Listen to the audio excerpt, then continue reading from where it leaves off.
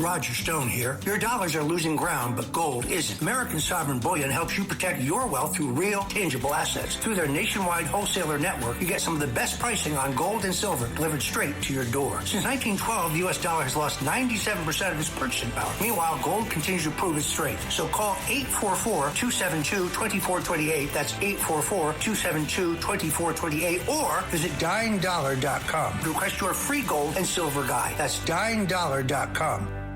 Listen, all you New Yorkers. Excuse me, taxi. Okay, man, we're looking around. This is the 77 WABC minicast. Walter Sterling, the biggest all-night show in American radio. Hi, I'm retired New York City Police Detective Vic Ferrari.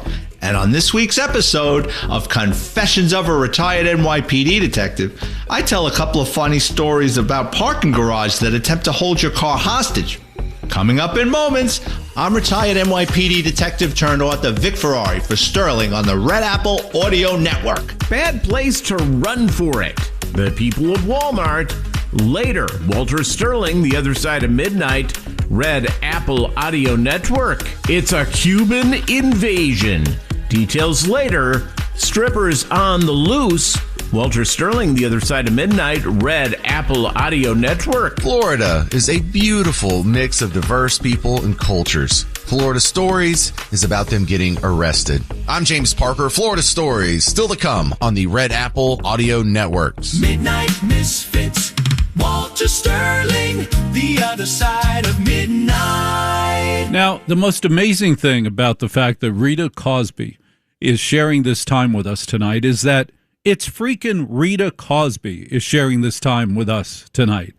And when I first started working at the Red Apple Audio Networks, I'm looking over there, I'm going, oh my gosh, that's Rita Cosby, a major news figure in America. And then it turns out she's the nicest person I ever met in my life. Doesn't usually go along hand in hand with a major news person. Went out of her way to be helpful, very kind. I kept waiting for that to change. It hasn't changed. Rita is just one of the greatest people I've ever had the privilege to meet. She's on the air all day on the Red Apple Audio Network. She's just always on the air. But I know something about you that no listener knows. Would you like to know what that is, Rita? You know what? I want to hear. And first of all, thank you for the sweet words. I love you, Walter, and I'm so thrilled that you are with us. We're the lucky ones. Thank you. No, believe me, I'm the lucky one. But here's what I noticed, and this goes to professionalism. Rita comes to the studio at least an hour before she goes on the air, and she sits and focuses and preps. And then when she's done, it takes her a good half hour to leave because she winds down. She figures what she talked about, what she's going to talk about the next day. Every pro I've ever known on the radio spends that sort of time focusing in on the task. The people who sort of blow it off don't think it's important. They don't do that. But Rita is a committed, dedicated broadcaster. It shows in every single thing that she does. Yes, we notice these things, Rita. Thank you. And you know what? I love, what we're doing. I mean, this is such an incredible time in radio, in news world. All the things that are going on, whether it's the release of the UFO files or whether it's what's going on with Graham Plattner tonight in Maine. You know me, every day I wake up excited and pinch myself. And I absolutely love what we do. And every moment is, this is the greatest time to be in the radio world and the greatest time to be with Red Apple because we're handily number one thanks to great people like you. Well, and it's the only radio operation I know of that is getting bigger, that is expanding. It isn't just hiring people. He's eaten up real estate in the building, in Manhattan real estate in the building. We keep taking over more and more space. And I only mention that because that's an anomaly. There is no other radio company getting bigger. They're all trying to figure out how to get smaller and causing more pain. In passing, Rita says, well, I was at Area 51. You were what? Yeah, I was there. They took me through the tour. I saw all this. No. I'm going to be quiet now, and I'd like you to please share with us how you got to Area 51, what you saw, and what your feelings are about this conversation. I'm just going to let you go, kiddo. Oh my God! Well, this was definitely one for the record books for me. It all kind of ties back also to politics because I was in Las Vegas and it was in October 2016 for the big debate with President Trump and Hillary Clinton, and I was out there covering it. And after the debate, I thought, oh gosh, I'm here in Las Vegas. I've got a couple extra days afterwards. It was kind of a rarity, and I thought, maybe I should do something different. And I was talking to a friend of mine who's a big general, and he said, you know what you got to do? You got to go to Area 51. And I said, how do I get it? I'll try to put a call out and see if they can at least give you a little more access than the average person. It doesn't always happen, but I'll at least put a call out, and you should definitely at least go to the area and go see it. Now, what's so wild about it is even getting out there is it's like an adventure unto itself, Walter, because you're, of course, in Vegas with all the bright lights and everything else. And I was driving. It was several hours. And they said, of course, try to get there before the sun goes down. And what happens, because I got a little lost, the roads are not well marked. But they said the only place you can stay in the night before is a place called Little Alien Inn. So I literally come to a place called Little Alien Inn. It's got an upside-down saucer. And inside Little Alien Inn, it's maybe around like 11 o'clock or midnight at this time. And everybody from the staff at Little Alien Inn, a number of them knew who I was, too, so that was quite a scene. And they come out, and then they show me the Little Alien Inn, first of all. This is even before Area 51. Photos all over the wall showing, okay, this was this sighting in Hamburg, Germany in 1970. This one's in 1980, what we saw in this area or elsewhere in the world, obviously. Also, currency from all over the wall, I remember, was on the ceiling. And of course, there's a lot of sort of things for tourists and so forth to experience. But it is literally in the middle of nowhere. And it's like a mobile home park almost, but it is really the only place to sort of stay right by Area 51. So I end up surviving the night there.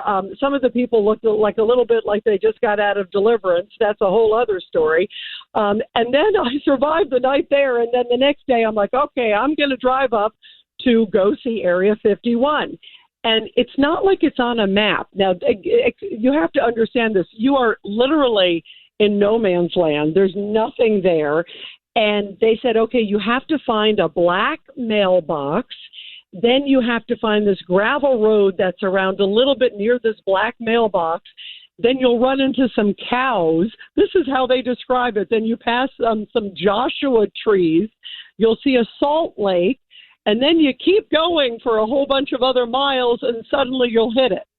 So I finally find the black mailbox, which is kind of buried, too. Did you get lost? Did you get lost? I got lost. Yes. Yeah, oh, definitely. I definitely got lost before that, but I was determined. You know me. So I go down, and I finally get down this gravel road. And then, of course, as I'm getting closer, I'm suddenly seeing all these military vehicles driving by me and going, oh, what's going on here? Who doesn't fit, right? But I keep on driving, you know me, and I'm waving to them, and I keep on driving. And then I get up to the scene, and as soon as you get up to, like, the main gate, already they are shouting, leave the property, do not enter. I mean, that's when you realize you are definitely in a location that is top secret. So what does a good journalist do? I keep going, right? I'm hoping no one's going to open fire on me. I keep going. I get up to another gate. I'm told the same thing. I keep going. And then finally I get to sort of this perimeter area where one of the generals said, at least you can at least get further than almost no man or woman outside of who's supposed to be inside can go. And I got there and I could peek in a little bit from where I was. And you could definitely see that there are hangars there, it looked like, off in the distance. You could see it looked like they were definitely testing something. There were planes that were flying overhead, and the security was unbelievably massive. I mean, I've been to some pretty rough places over the years. I think of different prisons and other places where, and high tech and big security things all over the world. But this was quite extraordinary. The secret nature and the top secret nature of this and the incredible security. There's no doubt in my mind. I'm not sure if it's UFOs, but they are definitely testing weaponry that they don't want the American public necessarily to know, and the broad public. There's no doubt that there's some very sophisticated weaponry that's being tested there. It's in the middle of no man's land. And people that have lived near Area 51, I spent a bit of time talking with them, and they said that they have constantly seen these sort of, supersonic planes that were going over the location. Even when I was there, you could see planes kind of taking off and landing right near Area 51. I don't believe there's any coincidence.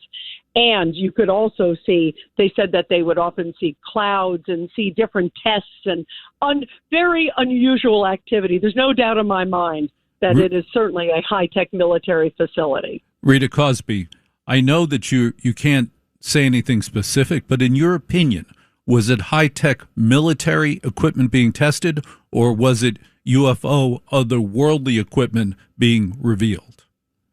It might be a combination of the two because of the nature of it and because of the secrecy of the individuals and even some of the people that I talked to very high up in the Pentagon around that time. I think there's probably a combination of the two that's going on there. Rita Cosby, we're on great radio stations like in Chicago, we're on WGN. Now, Rita, when you left and you were going home and you were thinking about everything that you saw, did you feel that there was a great deal more there, or do you think they gave you a pretty good menu of what was available? I think I got an appetizer. How's that?